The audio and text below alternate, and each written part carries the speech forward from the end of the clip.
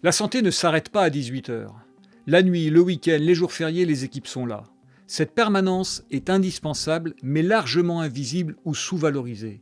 C'est la permanence des soins qui transforme l'hôpital en lieu de vie.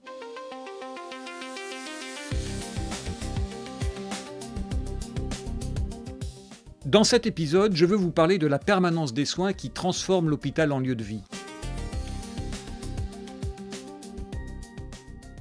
La permanence des soins, c'est ce qui fait qu'à 3 heures du matin, quand vous avez un problème grave, il y a toujours un médecin, une infirmière, une équipe pour vous prendre en charge. C'est ce qui garantit que la médecine n'est pas un service partiel, mais un service continu. Pourtant, cette permanence est mal reconnue, mal organisée et mal valorisée. La nuit, les week-ends, les jours fériés, ce sont toujours les mêmes professionnels qui assurent, et souvent ils le font dans des conditions difficiles. Quand une infirmière est rappelée un week-end parce qu'une collègue est absente, elle met de côté sa vie personnelle, elle vient travailler. Sans cette flexibilité, l'hôpital ne fonctionnerait pas. Cette flexibilité est-elle valorisée? Non, ou très peu. Cette sous-valorisation est un vrai problème, car elle fait fuir. Beaucoup de jeunes refusent des métiers où les nuits et les week-ends sont obligatoires mais sans reconnaissance. On leur dit « c'est normal, c'est la vocation ». Non, ce n'est pas normal. Peu de professions demandent de tels sacrifices. Et cette permanence des soins, nous ne savons même pas l'organiser. La nuit, il n'y a quasiment plus de médecins généralistes disponibles. SOS médecins survit tant bien que mal. Résultat, les patients se retrouvent aux urgences, qui saturent. Mais qui a décidé que la permanence des soins devait reposer uniquement sur les urgences? Personne. C'est une organisation qui s'est installée par défaut, qui ne rentre pas dans les missions des urgences, et elle ne fonctionne pas. Permanence des soins et urgences sont deux choses différentes. Les confondre, c'est ne pas comprendre ce qu'elles représentent. Prenons un exemple. Il y a quelques semaines se présente un dimanche après-midi aux urgences une mère et son bébé pour une consultation. L'enfant tousse depuis 3 semaines. Mais la maman travaillant n'a pas la possibilité de consulter en dehors du week-end. Dans cette situation, si la consultation est justifiée, l'accès aux urgences est injustifié. La difficulté, c'est que ce type de consultation engorge les urgences et gêne le travail de prise en charge en urgence des patients qui le nécessitent. Dans cette situation, ce qu'il manque, c'est une permanence des soins le dimanche en journée. Cette permanence des soins n'est pas un petit à côté. C'est au contraire un des critères fondamentaux d'un système de santé de qualité. Alors que faire? D'abord reconnaître la permanence des soins comme une mission essentielle et de service public, et mieux l'organiser pour que son poids ne repose pas toujours sur les mêmes structures. Cela passe notamment par une valorisation correcte. Si un médecin généraliste assure une garde de nuit, qui lui rémunère son repos de garde le lendemain? C'est évidemment un frein à ce que la médecine libérale participe à la permanence des soins. Il convient d'expliquer clairement à la société que ce service a un coût. On ne peut pas avoir une offre de soins 24 heures sur 24 sans en payer le prix. Parce que si nous continuons à sous-valoriser cette permanence des soins, un jour, il n'y aura plus personne pour l'assurer. Et ce jour-là, notre système s'effondrera.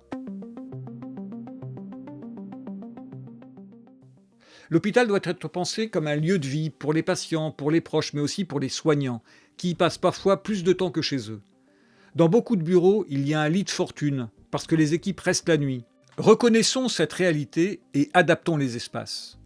Un hôpital, ce n'est pas seulement un bloc opératoire et des couloirs ou un service d'urgence. C'est une ville dans la ville. Des milliers de soignants, de patients, d'accompagnants. Pourtant, il n'est jamais pensé comme un lieu de vie. Et c'est une erreur. L'hôpital de Bordeaux, là où je travaille, c'est 13 000 employés, des milliers de patients, encore plus d'accompagnants. C'est une véritable ville. Pourtant, quand vous y entrez, vous n'avez pas l'impression d'entrer dans une ville. Vous entrez dans un lieu froid, fonctionnel, médicalisé, des couloirs, des salles d'attente, parfois une petite cafétéria, mais rien qui ressemble à un espace de vie. Et pourtant, c'est ce que c'est. Un hôpital, c'est un lieu où des gens passent leur journée, leur nuit, parfois des semaines entières. Les soignants y dorment, les familles y attendent, les patients y vivent leur maladie. Alors pourquoi ne pas le penser comme tel ? Regardons les aéroports. Autrefois, ce n'étaient que des lieux de passage, stressants, contraints. Puis on les a transformés en lieux de vie, restaurants, boutiques, espaces de détente. Résultat, le voyageur s'y sent mieux et l'aéroport gagne de l'argent. Pourquoi ne pas appliquer cette logique à l'hôpital ? Imaginez un hôpital où il y aurait de vrais restaurants, pas seulement une cafétéria impersonnelle, où il y aurait un coiffeur, une librairie, des espaces de bien-être. Dans un service de gériatrie, pourquoi ne pas avoir un salon de coiffure? Cela améliorerait la qualité de vie des patients, mais aussi celle des familles qui pourraient partager un moment agréable avec leurs proches.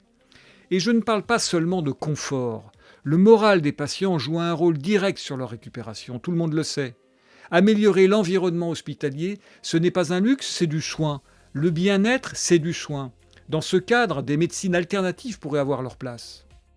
Pendant le Covid, on a vu à quel point les hôpitaux pouvaient se réorganiser rapidement.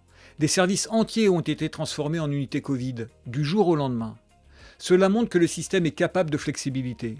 Pourquoi ne pas utiliser cette capacité pour améliorer le quotidien en temps normal?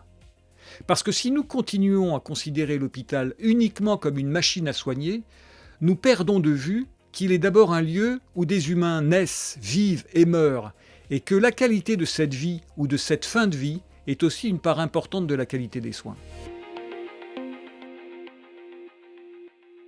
Quand on met bout à bout l'accès, la qualité, la recherche, la formation, l'économie, l'organisation, une évidence s'impose. Ce système manque d'une vision d'ensemble. C'est ce que nous aborderons dans le dernier épisode.